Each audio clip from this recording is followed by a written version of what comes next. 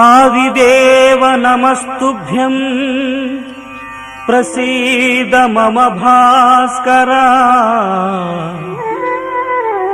दिवाकर नमस्तुभ्यं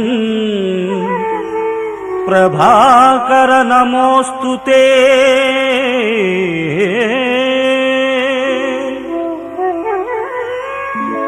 सप्ताश्वरथमारूढं प्रचण्डं कश्यपात्मजं श्वेतपद्मधरं देवं तं सूर्यं प्रणमाम्यहम्।